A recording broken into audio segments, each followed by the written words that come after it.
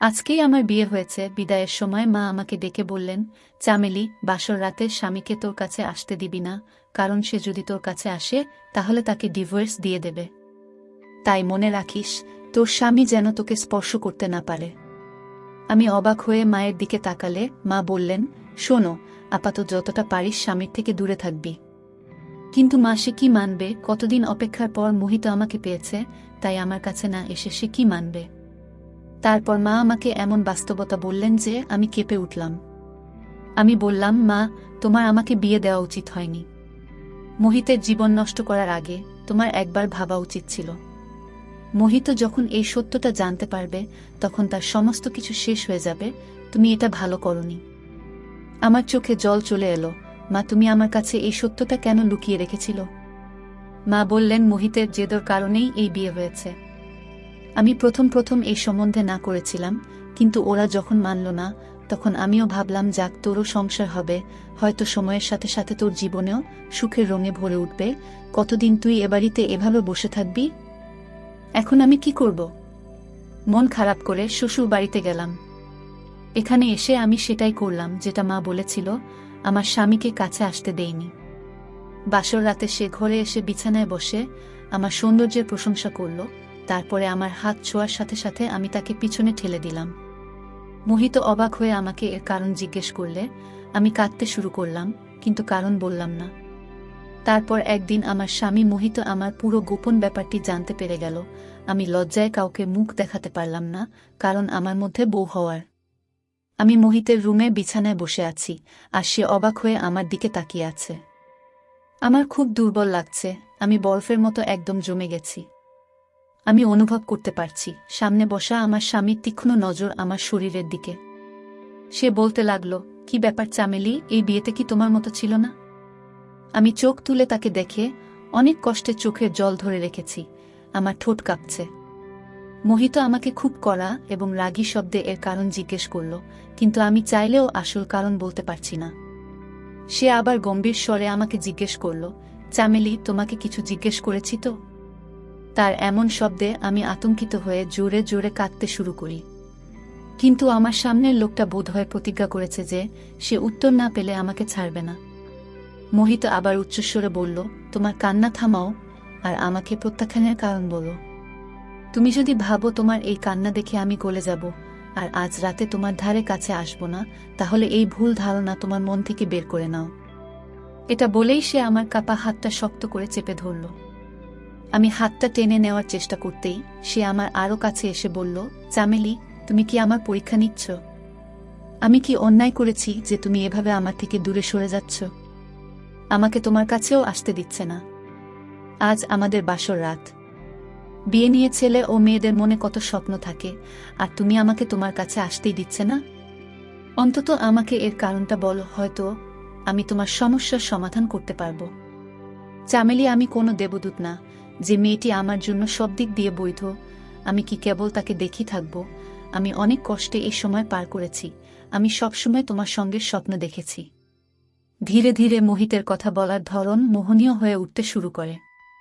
সে আমার মুখের উপর ঝুলে থাকা চুলের দিকে নেশা নেশা চোখে তাকিয়েছিল, আর আমার বুক ধুকধুক করছিল। আজ তাকে যত মরিয়া মনে হচ্ছে, তাকে থামানো আমার পক্ষে খুব কঠিন। কিন্তু আমি অসহায়। আমার মা আমাকে যে কথা বলেছে তা যদি মোহিত জানত, তবে আমাকে ডিভোর্স দিয়ে দিত। মোহিত আমাকে মুখ দেখার জন্য একটি সোনার চেইন দিল। সেটা পরানোর সময় তার আঙ্গুলগুলি আমার ঘাড়ে ঘুরছিল, আর আমার সমস্ত শরীর জুড়ে শিহরণ সৃষ্টি হয়েছিল। আমি তাড়াতাড়ি তার হাত ঠেলে দিয়ে আমিও পিছনে সরে এসে বললাম, মোহিত, আমাকে বোঝার চেষ্টা করো, প্লিজ, আমাকে 1 মাস সময় দাও। আমি অনুনয় বিনয় করেছিলাম, কিন্তু মোহিতের নেশা চড়েছিল। সে কিছু শোনার মুডেই ছিল না। সে বলল, আমাকে কারণটা বলো, না হলে আমি জোর খাটাবো। তোমার কাছ থেকে আমার অধিকার আদায় করে নিলেও তুমি আমাকে কিছুই বলতে পারবে না। সেও সম্ভবত প্রতিজ্ঞ করেছিল আমার কথা না শোনার, কিন্তু আমি জানতাম মোহিতের সাথে এই ঘনিষ্ঠতা আমার জন্য কি নতুন বিপদ নিয়ে আসতে চলেছে, কিন্তু আমি তাকে আটকাতেও পারছি না। যতই সে আমার কাছাকাছি আসছিল ততই আমার অবস্থা খারাপ হয়ে যাচ্ছিল। আমি এতটাই টেনশনে ছিলাম যে বিছানায় অজ্ঞান হয়ে পড়ে যাই। মোহিত চামেলি চামেলি ডাকছিল আর আমার হাত ধরে নাড়াচ্ছিল। হয়তো ওর ধারণা ছিল না যে আমি অজ্ঞান হয়ে যাব। হয়তো আমি অজ্ঞান হয়ে গেছি কারণ মায়ের সেই কথা আর তার উপর স্বামীর সেই দাবিগুলোর চাপ। আমি চাইলেও আমার স্বামীকে আমার কাছে আসতে দিতে পারিনি। এমন নয় যে আমার জীবনে অন্য কোনো পুরুষ ছিল। আমি মোহিতকে খুব পছন্দ করতাম। এটাও নয় যে অতীতে আমার সাথে এমন কোনো ঘটনা ঘটেছিল যে আমার গোপন রহস্য ফাঁস হয়ে যাওয়ার ভয় পাব। কিন্তু আমার যে সমস্যা সেটা কম মেয়েদেরই থাকে। যখন জ্ঞান ফিরল তখন আমি হাসপাতালের বেডে। শাশুড়ি ও মোহিত আমার কাছে চিন্তিত হয়ে দাঁড়িয়েছিল। শাশুড়ি আমাকে কেমন লাগছে জিজ্ঞেস করলেন। লেডি ডাক্তার বললেন, এখন একেবারেই ঠিক আছে, আপনারা চাইলে এনাকে বাড়িতে নিয়ে যেতে পারেন। তারা কিছুক্ষণের মধ্যে আমাকে বাড়িতে নিয়ে এলো। শাশুড়ি আমাকে আমার ঘরে রেখে বিশ্রাম নিতে বললে আমি বিছানায় শুয়ে পড়লাম। বিয়ে বাড়ির কারণে বাড়িতে অনেক অতিথিরা উপস্থিত ছিলেন। আমি শুনতে পাচ্ছিলাম মোহিতের দাদা, ভাই, জামাইবাবুরা মোহিতের সাথে মজা করছে যে বাসর রাতেই তুমি তোমার বউয়ের সাথে এমন কি করলে যে বেচারা মেয়েটি একেবারে অজ্ঞান হয়ে গেল। একটি ফুলের মতো মেয়ে, তোমার ধীরে সুস্থে এগানো উচিত ছিল, কিন্তু তুমি তো ফুলটাকে দুমড়ে মুচড়ে দিয়েছ। তারা একটা মজা করার সুযোগ পেয়েছে, তাই তারা আর থামে।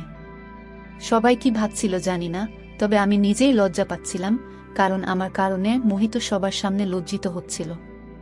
কেউ তাকে উপদেশ দিচ্ছিল 4 দিন ওই রুমের ধারে কাছেও যাবে না। কেউ আমার শাশুড়িকে বলছিল যে তুমি নিজের কাছে তোমার বৌমাকে রাখো, পাছে মোহিতের মুখ দেখে নতুন বউ আবার অজ্ঞান হয়ে যায়। হাসি মজার শব্দে আমি নিজের চোখেই ছোট হয়ে যাচ্ছি, কিন্তু আমিও অসহায়। আমি যদি আমার স্বামীকে আসল কারণটা বলি তাহলে সে আমাকে ডিভোর্স দিয়ে বাড়ি থেকে বের করে দেবে। আমি যদি কিছু নাও বলি তাহলেও আমাদের সম্পর্কের কয়েক মাসের মধ্যেই সে জানতে পারবে। কিছুদিন শাশুড়ি আমার কাছে আসতে থাকলেন। তিনি আমাকে খাবারও খাওয়াতেন। তিনি খুব নরম মনের এবং স্নেহময়ী মহিলা। ধীরে ধীরে সমস্ত অতিথিরিও চলে গেল, আমার শরীরও ঠিক হয়ে গেল। তাই আমি নিজেই রান্নাঘরের কাজ করতে থাকলাম, যদিও আমার শাশুড়ি আমাকে নিষেধ করেছিলেন। মোহিত খুব চুপচাপ থাকত এবং খাওয়ার সময় আমার দিকে অভিযোগের চোখে তাকিয়ে থাকত। শ্বশুর বাড়িতে শুধু মোহিত আর আমার শাশুড়ি থাকতেন। মোহিত আমার শাশুড়ির একমাত্র ছেলে। যদিও সব অতিথি চলে গেছে, কিন্তু শাশুড়ি তার বান্ধবী ও তার মেয়েকে জোট করে রেখে দিয়েছেন। শাশুড়ির বান্ধবীর মেয়ে আমার সমবয়সী, তার গ্রাজুয়েশনের পরীক্ষা হয়ে গেছে। তাই মা মেয়ে মাসখানেক এখানে থাকার প্ল্যান করেছিলেন। দিয়াও সুন্দরী, কিন্তু যে জিনিসটি আমাকে বিরক্ত করত তা হল সে মোহিতের সাথে খোলামেলাভাবে মিশত এবং মোহিতের সাথে হেসে হেসে কথা বলত। সেদিনও খাওয়ার টেবিলে বসে দিয়া কি নিয়ে কথা বলে যাচ্ছিল, কিন্তু মোহিত তার কথায় পাত্তা দিচ্ছিল না। তার চোখ আমার দিকে স্থির ছিল। সে মুখে কিছু বলছে না, কিন্তু তার চোখ আমাকে যা বলছে তা আমি জেনেও না জানার ভান করলাম। রাতে রান্নাঘরের কাজ করছিলাম, সবাই যে যার রুমে চলে গিয়েছে। কিছুর অনুভূতি হওয়ায় ঘাড় ঘুরিয়ে দেখলাম মোহিত আমার ঠিক পিছনে দাঁড়িয়ে। সে বলল, মাথা ব্যথায় আমার ঘুম আসছে না, 1 কাপ চা বানিয়ে দাও তো। ভাবলাম চায়ের কথা বলে বেরিয়ে যাবে। আমি চায়ের কেটলিটা গ্যাসের উপর রাখলাম। আমি রান্নাঘরে কাজ করার সময় রান্নাঘরের দরজায় ওড়না ঝুলিয়ে রাখতাম, কারণ এই সময় আমি রান্নাঘরে একাই থাকি আর বাড়িতে কোনো দেওর বা ভাসুরও ছিল না। কিন্তু মোহিত হঠাৎ এভাবে রান্নাঘরে এসে আমার কাছে দাঁড়াবে তা আমার ধারণা ছিল না। আমি যখন ওর দিকে মনোযোগ দিয়ে দেখলাম তখন আমার লজ্জা লাগতে লাগলো। ও রান্নাঘরের দরজার কাছেই দাঁড়িয়ে, আর আমার ওড়নাটাও সেখানেই ঝুলছে। আমি ওড়না নিয়ে নিজের গায়ে দিতেও পারছি না। তাই যত তাড়াতাড়ি সম্ভব চা বানানোর চেষ্টা করলাম, কিন্তু আজ গ্যাসের চুলাটা খুব আস্তে জ্বলছে, হয়তো কোনো নোংরা আটকে গেছে। এত আস্তে জ্বললে চা তৈরি হতে 1-5-2-0 মিনিট লেগে যাবে, আর এভাবে 1-5-2-0 মিনিট দাঁড়ানো আমার পক্ষে কঠিন হয়ে যাচ্ছে। বারবার মোহিতের চোখে আমার চোখ পড়ছিল আর আমার হার্টবিট বেড়ে যাচ্ছিল। তারপর হঠাৎ মোহিত বলল, চামেলি, তোমার চুল খুব সুন্দর। আমি খেয়াল করলাম ও আমার দিকে আরেকটু এগিয়ে এসেছে। রান্নাঘরটা খুব ছোট, তাই ও আমার খুব কাছে চলে এসেছে। আমি খুব নার্ভাস ফিল করছি। ও আমার সামনে দাঁড়িয়ে আমার মুখের দিকে তাকিয়ে বলল, জানো, আমি তোমাকে আমার বন্ধুর বিয়েতে প্রথম দেখেছিলাম। যতক্ষণ আমি বিয়ের অনুষ্ঠানে ছিলাম আমার চোখ সবসময় তোমার দিকেই স্থির ছিল। সেখানেই আমি মনে মন তোমাকে ভালোবেসে ফেলি। তখন থেকে তোমার সাথে সম্বন্ধ ঠিক না হওয়া পর্যন্ত আমি কোনোমতেই শান্তি পাচ্ছিলাম না। এই বলে মোহিত আমার আরও কাছে চলে এলো, আর আমি পিছিয়ে সেলফে গিয়ে ঠেকলাম। মোহিত, প্লিজ সরো, আমাকে আমার ওড়না নিতে দাও বলে আমি আমার কপালের ঘাম মুছলাম।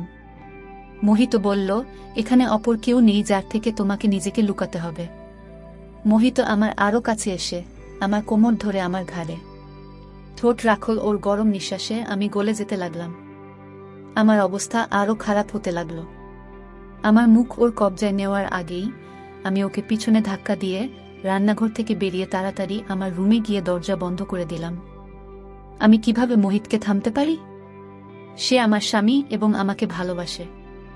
সে তার বন্ধুর বিয়েতে আমাকে দেখে আমাদের বাড়িতে সম্বন্ধ পাঠিয়েছিল।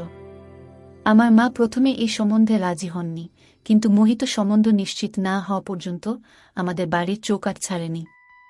আর আজ এত অপেক্ষার পর সে আমাকে স্ত্রী হিসেবে পেয়েছে, কিন্তু সে আমাকে তার মন ভরে ভালোবাসতেও পারেনি, কারণ আমি তাকে অনুমতি দেইনি। সে তো তার জায়গায় ঠিকই ছিল, কিন্তু আমি সেই এক সমস্যায় আটকেছিলাম। সে আমার জন্য সমস্যা হয়ে দাঁড়িয়েছিল। টেনশনে আমি কাঁদতে লাগলাম। আমি পাথর না, এটা একটা স্বাভাবিক সম্পর্ক। মোহিত যতটা আমার ভালোবাসা এবং সঙ্গ পাওয়ার জন্য ব্যাকুল ছিল, আমিও ততটাই তার সঙ্গ পাওয়ার জন্য আকুল ছিলাম। মনে হতো আমি সমস্ত কথা ভুলে তার বুকের মধ্যে লুকিয়ে পড়ি, কিন্তু আমার অসহায়ত্ব আমাকে আটকে রেখেছে। কাঁদতে কাঁদতে কখন ঘুমিয়ে পড়েছি জানি না। সকালে যখন ঘুম থেকে উঠলাম, মোহিত অফিসে চলে গেছে। আমি মোহিতের এত তাড়াতাড়ি অফিসে যাওয়ার কারণ জিজ্ঞেস করলে শাশুড়ি বললেন, তিনি জানেন না, হয়তো অফিসে কিছু জরুরি কাজ আছে। আমার মনে পড়ল আমি সারা রাত রুম দরজা ভিতর থেকে বন্ধ রেখেছিলাম। সম্ভবত মোহিত ডাইনিংয়ের সোফায় ঘুমিয়েছে। তার ব্যাগ জামাকাপড় তো রুমেই। বুঝলাম মোহিত অফিসে যায়নি, বাড়ি থেকে কোথাও একটা চলে গেছে। এখন আমার মোহিতের চিন্তা হতে লাগল। জানি না সে কোথায় গেছে, হয়তো সে আমার উপর রাগ করেছে। এই সব চিন্তাতেই সারাদিন কাটালাম। সন্ধ্যার দিকে মোহিত এসে সোজা ঘরে চলে গেল। তারপর থেকে মোহিত আমার সাথে কথা বলা একেবারেই বন্ধ করে দিল। সে আমার দিকে তাকায়ও না। একবার আমি তার অফিসের কাপড় ইস্ত্রি করতে শুরু করলে সে আমার হাত থেকে কাপড় ছিনিয়ে নিয়ে বলল, আমার কাজ করার দরকার নেই। সে তার জামাকাপড় দিয়াকে দিয়ে দিল। নাস্তার কথাও তাকেই বলল। আমি অস্থির বোধ করছিলাম। সম্ভবত আমার প্রতি মোহিতের ব্যবহার ঠিকই ছিল, কতক্ষণ সে আমার সাথে ভদ্র থাকতে পারে। কিন্তু আমার জীবন বেরিয়ে যাচ্ছিল যখন আমি দিয়াকে তার পিছন পিছন ঘুরতে দেখলাম। সে আনন্দের সাথেই মোহিতের সব কাজ করে দিচ্ছিল। আমি অবাক হয়ে দেখতাম যে মোহিত সন্ধ্যায় যখন অফিস থেকে ফেরত, দিয়া নববধূর মতো সেজে দরজায় দাঁড়াত। মোহিত ভেতরে এলে দিয়া দৌড়ে তার কাছে যেত, হেসে তাকে হ্যালো বলে তার হাত থেকে ব্যাগটি নিয়ে যেত। যেগুলো আমার দায়িত্ব ছিল সেগুলো খুশি হয়ে দিয়া পূরণ করত। আর আমার মধ্যে যেন আগুন লেগে যেত। কিন্তু আমি কী বা করতে পারি, কারণ মোহিত নিজেই তাকে এত গুরুত্ব দিচ্ছিল। সম্ভবত মোহিত আমার কাছে যা চাচ্ছিল তা আমি পূরণ করতে পারিনি। যদি বিষয়টা এতেই সীমাবদ্ধ থাকত তাহলে ঠিক ছিল। রাতে একবার যখন চোখ খুললাম, বাইরে ডাইনিং রুমে কথা বলার আওয়াজ শুনতে পেলাম। রুম থেকে বের হয়ে দেখলাম দুজনে হাসতে হাসতে কথা বলছে, আর সামনে 2 কাপ চা রাখা ছিল। আমাকে দেখে দিয়ার হাসি থেমে গিয়েছিল, কিন্তু মোহিত একেবারে নির্লিপ্ত হয়ে বসে দিয়ার সাথে এমনভাবে কথা বলতে থাকল যেন আমাকে নিয়ে তার কোনো চিন্তা নেই। আমি কাঁদতে কাঁদতে নিজের রুমে চলে এলাম। আমার জীবন ধীরে ধীরে নষ্ট হয়ে যাচ্ছে। কিন্তু আমি জীবনের সেই পর্যায়ে দাঁড়িয়ে যেখানে সামনে আগুন আর পিছনে খাদ। আমি যদি মোহিতকে সত্যিটা বলি তাহলেও আমার সংসার নষ্ট হয়ে যেত। আর না বললে দিয়া নামের এই মেয়েটা আমার জায়গাটা নিয়ে নেবে। একজন নারী সবকিছু সহ্য করতে পারে, কিন্তু সতীনের দুঃখ নয়। আমার আর মোহিতের মধ্যে যা থাকুক, আমি চাই না দিয়া আমাদের মাঝে আসুক। তাই আমি শাশুড়িকে বললাম যে দিয়া এখানে এসেছে অনেক দিন হয়ে গেল, সে কবে যাবে? যদিও দিয়ার মা চলে গেছে অনেক দিন হল। দিয়া এই বলে থেকে গেছে যে আমি আর কিছুদিন এখানে থাকতে চাই। শাশুড়ি বললেন, আমিও তাকে বলেছি যে তুমি এসেছ অনেক দিন হয়ে গেল, এখন তুমি তোমার বাড়িতে যাও। সেও যেতে চায়, কিন্তু মোহিত তাকে যেতে দেয়নি। এটা শুনে আমার মনে হলো কেউ যেন আমার হৃদয় চেপে ধরেছে। মোহিত কেন তাকে যেতে দিতে চায় না? একবার রান্নাঘর থেকে বেরিয়ে দেখি দুজনে ড্রয়িং রুমে গল্প করছে। আমি দরজায় দাঁড়িয়ে যা শুনলাম তা আমার হুঁশ উড়িয়ে দিল। আগে জানতাম না যে দুজনের মধ্যে কি চলছে, কিন্তু আজ এই রহস্যের উপর থেকেও পর্দা সরে গেল। আমি এই ভুল ধারণার মধ্যে ছিলাম যে মোহিত আমাকে ভালোবাসে, কিন্তু বাস্তব হয়তো অন্য কিছু। কারণ আমি যা শুনেছিলাম তাতে বুঝতে পারলাম যে আমার স্বামী আমাকে ভালোবাসে না। এই বিয়েটা বোধহয় সে বাধ্য হয়ে করেছে, নইলে তো সে শুধু দিয়াকেই ভালোবাসত। আর দিয়াও এখানে থেকেছে শুধু তার কথায়। আমি কাঁদতে কাঁদতে আমার রুমে চলে এলাম। রাতের খাবারও খাইনি। আমার শাশুড়ি এসে জিজ্ঞেস করলেন, তুমি কেন খাবে না? আমি মাথা ব্যথার অজুহাত দিয়ে মাঝ রাত অবধি কান্নাকাটি করে কাটিয়ে দিলাম। রাত 2টার দিকে ড্রয়িং রুম থেকে ফিসফিস শব্দ আসতে লাগলো। রুম থেকে বেরিয়ে এসে দেখি ড্রয়িং রুমের দরজা বন্ধ। ড্রয়িং রুমের জানালা দিয়ে তাকাতেই চমকে উঠলাম, দিয়া মোহিতের কোলে। চোখ বড়বড় হয়ে গেল এবং আমার শরীর কাঁপতে লাগলো। আমি ঘামে ভিজে গেছি। ঈশ্বরকে ধন্যবাদ জানালাম যে আমি যা দেখেছি তা স্বপ্ন ছিল। আমি উঠে তাড়াতাড়ি ঘর থেকে বেরিয়ে ড্রয়িং রুমে গিয়ে দেখলাম মোহিত তার ল্যাপটপে কিছু কাজ করছে। আমি কাঁদতে কাঁদতে তার কাছে বসলাম। সে আমাকে দেখে কিছুটা বিরক্ত হয়ে জিজ্ঞেস করল, কি ব্যাপার, তুমি আবার কাঁদছো কেন? আমি বললাম, মোহিত, তুমি আজকের পর দিয়ার সাথে কথা বলবে না। আমার কথা শুনে প্রথমে সে কিছুক্ষণ আমার দিকে তাকিয়ে রইল, তারপর ল্যাপটপ বন্ধ করে বলল, কথা বলবো না কেন? আমি বললাম, তোমার মনে যদি দিয়াই ছিল তাহলে আমাকে বিয়ে করলে কেন? সে বলতে লাগল, আমি খুব ভুল করেছি যে আমি দিয়ার কদর না করে তোমাকে দেখে তোমার জন্য পাগল হয়ে তোমাকে বিয়ে করেছি। দিয়া আমাকে আগে থেকেই ভালোবাসতো আর আমাকে বিয়ে করতে চাইতো। এখন আমিও বুঝতে পেরেছি, তাই আমি দিয়াকে বিয়ে করতে চাই। এটা শুনে আমি একদম পাগল হয়ে গেলাম আর ফুপিয়ে ফুপিয়ে কাঁদতে কাঁদতে বললাম, তুমি এটা করতে পারো না, তুমি আমাকে এভাবে নষ্ট করতে পারো না, তোমাকে ছাড়া আমি মরে যাব। মোহিত, আমি তোমাকে খুব ভালোবাসি। আমার কথা শুনে মোহিত আমার হাত ধরে রুমে নিয়ে এসে রুমের দরজা বন্ধ করে দিয়ে বলল, শুধু এইটুকুই আমি শুনতে চেয়েছিলাম। আমি জানতাম তোমার মধ্যে হৃদয় আছে, তাই আমি দিয়াকে অনুরোধ করেছিলাম এই নাটকটা করতে। চামেলি, দিয়া আমার নিজের বোন। মায়ের বান্ধবীর কোনো সন্তান নেই, তাই মা দিয়াকে তাকে দিয়েছিলেন। এটা আমার জন্য একেবারে নতুন, আমি জানতাম না। তখন মোহিত বলল যে তুমি আমাকে দূরে ঠেলে দিয়েছিলে, যেটা আমাকে খুব কষ্ট দিয়েছে। আমি ভেবেছিলাম তুমি হয়তো অন্য কাউকে ভালোবাসো, তাই আমার থেকে দূরে থাকার অজুহাত খুঁজছ। আমি দিয়ার সাথে মিলে এই নাটকটি করেছি, আর আজকে তোমার অভিব্যক্তি আমাকে আনন্দ এবং শান্তিতে ভরিয়ে দিয়েছে। মোহিত আমার কাছে আসতে লাগল, এত কাছে যে সে আমাকে তার বুকে জড়িয়ে নিল। মোহিত মাতাল স্বরে বলল, চামেলি, তোমার মন থেকে সব ভয় দূর করে দাও। আমি তোমার স্বামী, আমি তোমাকে খুব ভালোবাসি, তোমাকে কখনোই কষ্ট দেব না। এবার আমি তাকে আর আটকাতে পারলাম না, কারণ আমি আমার ভালোবাসা প্রকাশ করে দিয়েছি। সারা রাত এই ভয়ে কাটালাম যে যেদিন মোহিত আমার সত্যিটা জানবে সেদিনই হবে এই বাড়িতে আমার শেষ দিন। যাই হোক, আমার সঙ্গ পেয়ে মোহিত খুব খুশি। কিছুদিন পর দিয়াও ফিরে গেল, কিন্তু আমি সবসময় ভয়ে ভয়ে থাকতাম যে মোহিত যখন আমার সত্যটা জানতে পারবে তখন আমার কি হবে। মাত্র কয়েক মাস হয়েছে আমাদের বিয়ে। একদিন খাওয়ার সময় আমার শাশুড়ি বলতে শুরু করলেন, মোহিত, যত তাড়াতাড়ি সম্ভব আমাকে নাতিপুতির সুখ বসো না। তুই আমার একমাত্র ছেলে, আর আমি তাড়াতাড়ি দাদি হতে চাই। এই নির্জন বাড়িতে ছোট বাচ্চার কান্নার আওয়াজ একটা শোনা মাত্রই আমার হাত থেকে প্লেট পড়ে গেল। আমি তাড়াতাড়ি প্লেটটা তুলে নিলাম। মোহিত আমার দিকে তাকিয়ে বলল, কি ব্যাপার চামেলি, তুমি টেনশনে আছো মনে হচ্ছে। আমি তাকে কি উত্তর দেব? আমি চুপচাপ রইলাম দেখে মোহিত হেসে তার মাকে সান্ত্বনা দিয়ে বলল, মা, এত তাড়া কিসের? তুমি তাড়াতাড়ি সুখবর পাবে, কিন্তু আমার শাশুড়ির যেন খুব তাড়া, এবং হয়তো তার তাড়া স্বাভাবিক। তার মাত্র 2টি সন্তান, তার মধ্যে দিয়াকে তিনি তার বান্ধবীকে দিয়েছিলেন, তার কাছে শুধু মোহিত ছিল।